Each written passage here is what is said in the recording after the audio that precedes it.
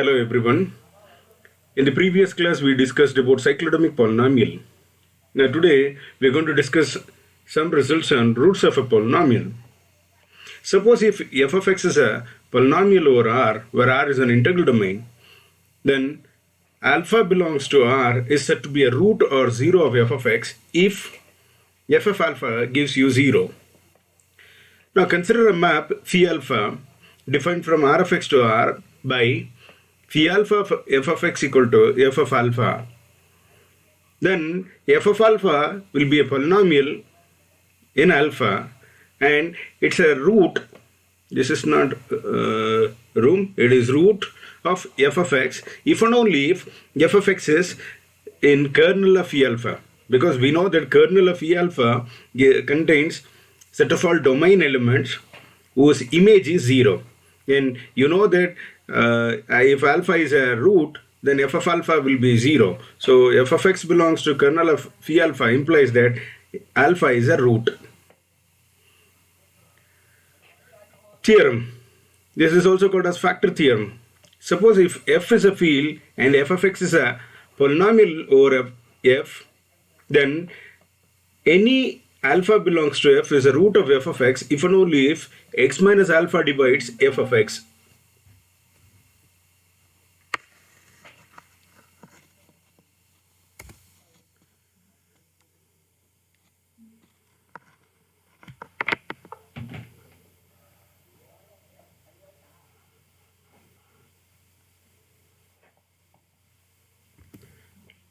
Let us see the proof of this. Since f is a field, we know that the collection of all polynomials over f is an Euclidean domain. Hence, we can apply division algorithm. By division algorithm, we say f of x can be written as x minus alpha into q of x plus r of x.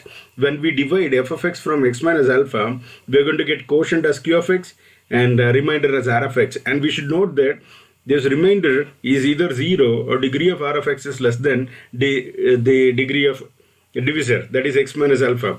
But since this is a linear polynomial, degree of this is 1. So your degree of r of x is less than 1 means it should be 0. So degree of r of x is 0 means r of x must be a constant.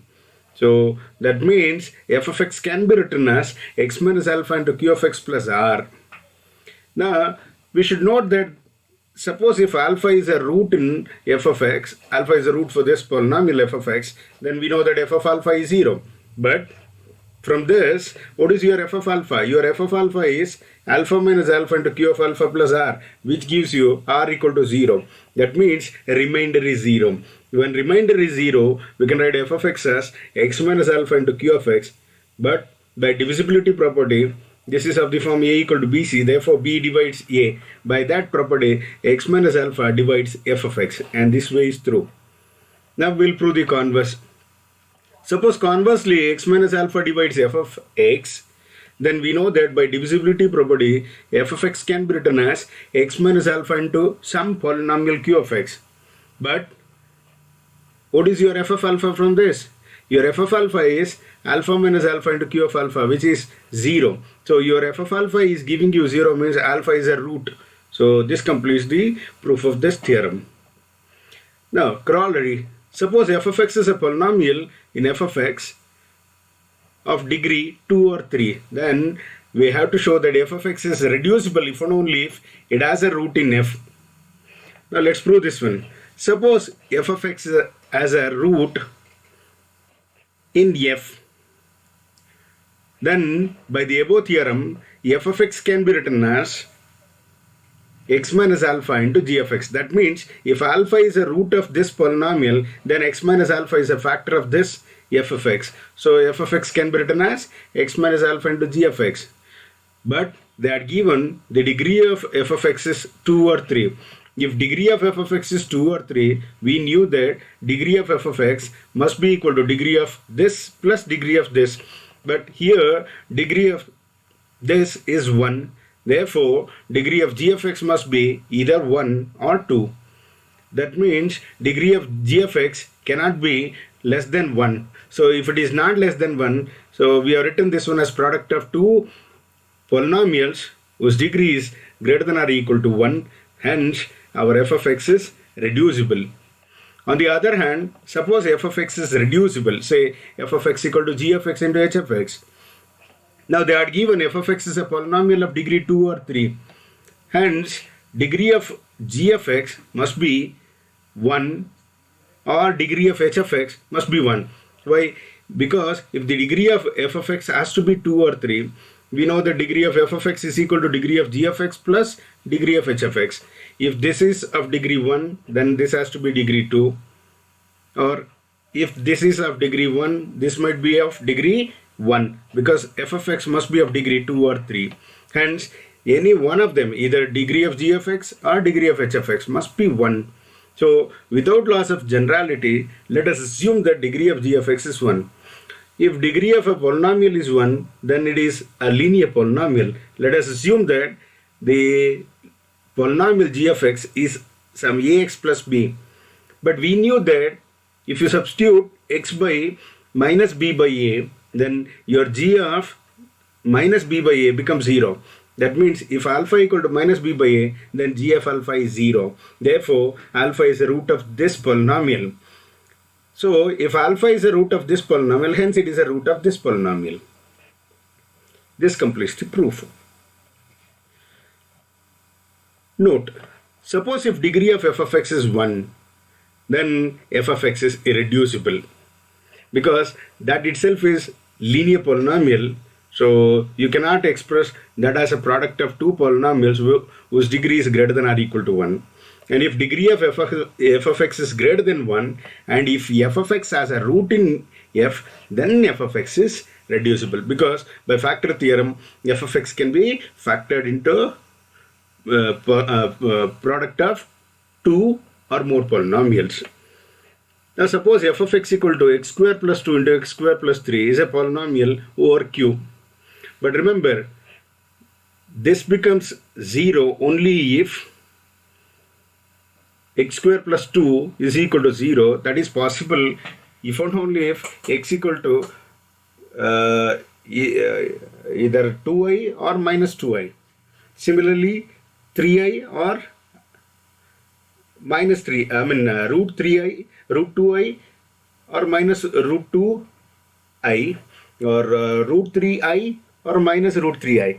Then only this becomes 0. So they are the roots. But remember, your root 2i or minus root 2i, root 3i or minus root 3i doesn't belongs to q. Therefore, it is not reducible over q. Now definition. Suppose f of x is a polynomial and alpha is a root of f of x with multiplicity m, then we knew by factor theorem that x minus alpha divides f of x. But since alpha is a root of f of x with multiplicity m, although x minus alpha whole to the power of m divides f of x.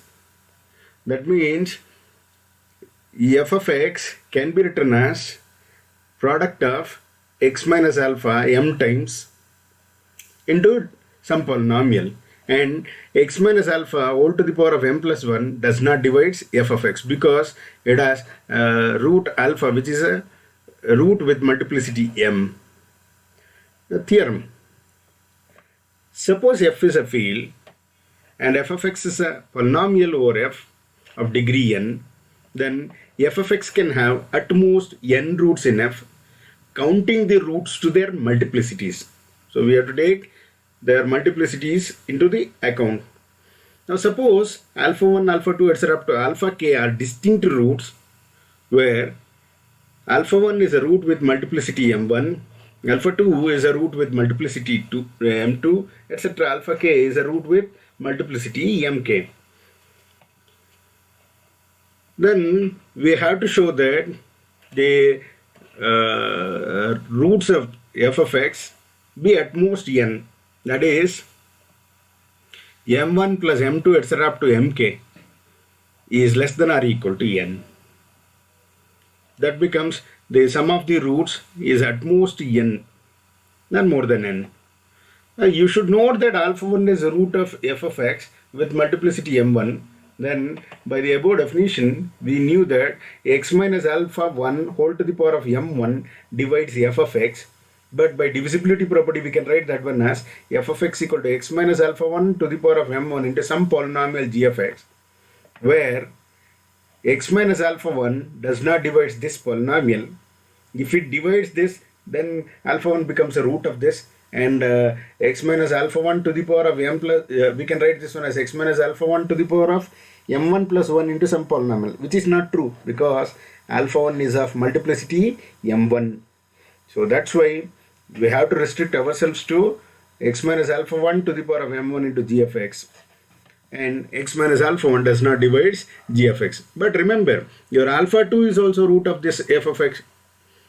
So since alpha 2 is a root of f of x with multiplicity m2, x minus alpha 2 whole to the power of m2 has to divide f of x by this definition. But alpha 1 and alpha 2 are distinct roots.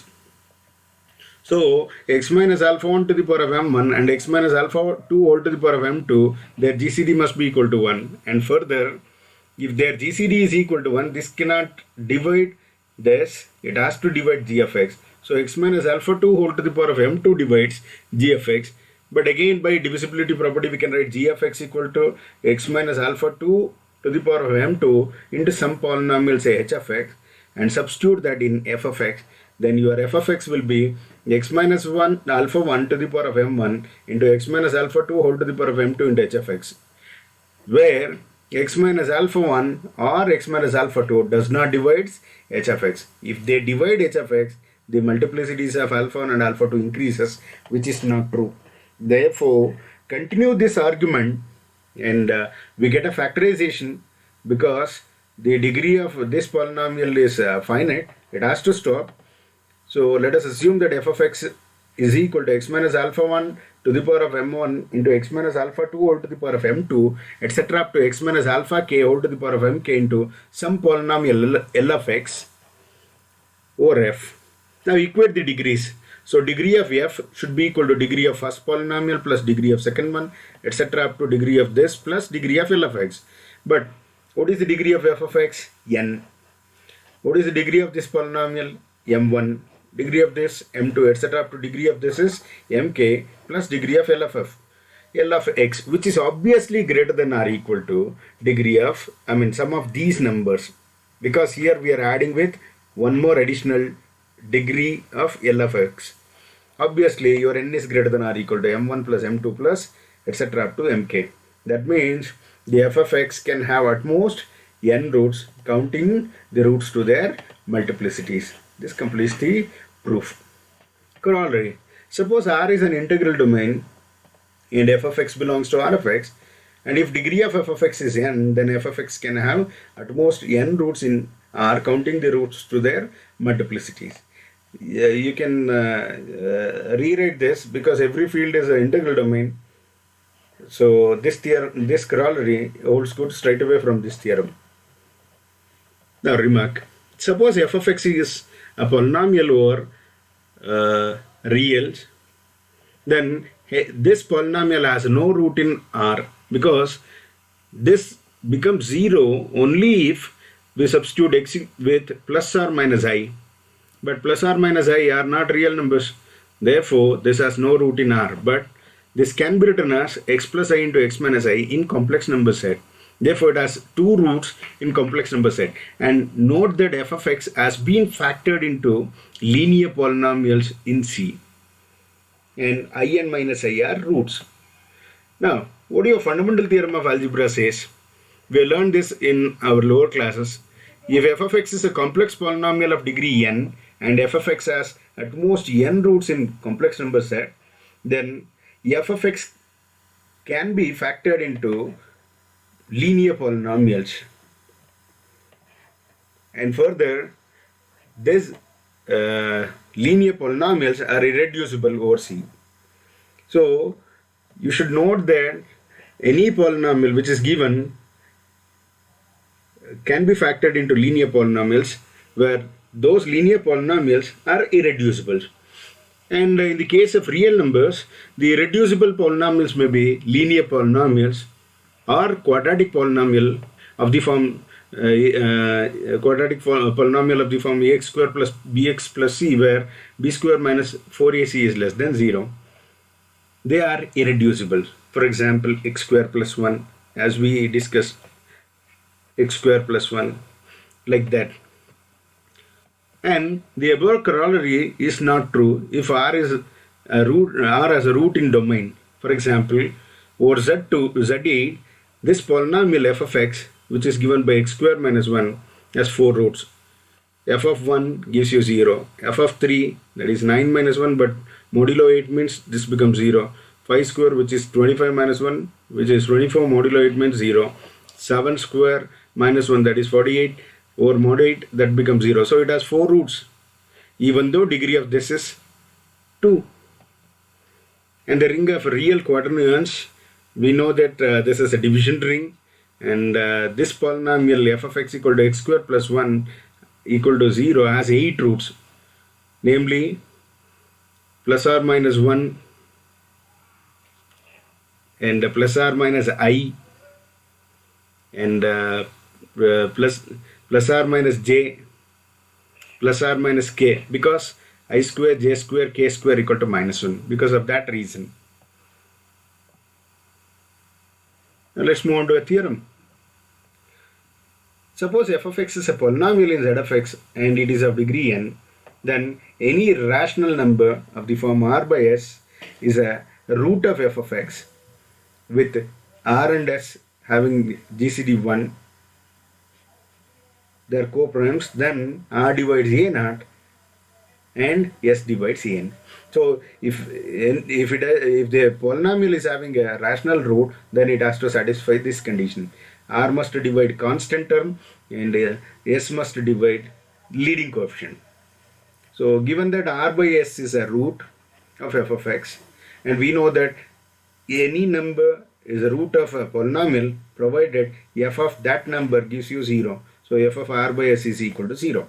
But 0 is equal to f of r by s, and substitute x with r by x, then we are going to get this. Now multiply this throughout by s to the power of n. So here s to the power of n, s to the power of n gets cancels.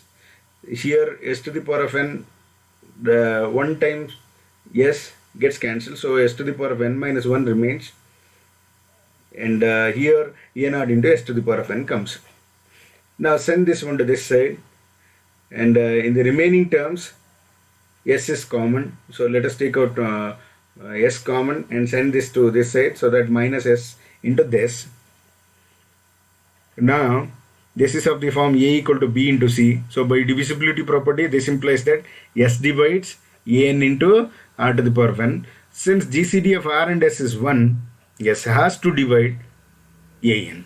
So s divides either an or r to the power of n, but s cannot divide this, so it has to divide this number. Similarly, here send this a naught into s to the power of n to this side, and in the remaining numbers here r should come. R is missing here, so r is common factor. So if you take out r outside and send to that side, then this is again of the form a equal to b into c. Now b divides a, this implies by divisibility property, that implies that r divides a naught into s to the power of n. Since GCD of r and s is 1, r has to divide a naught. So we have proved s divides an as well as r divides a naught. So whenever, if you say some rational root exists, it has to satisfy this condition. R, the numerator of that rational root must divide constant term, and the denominator must divide leading coefficient. This completes the proof, and I had given exercise. You just work it out. Thank you.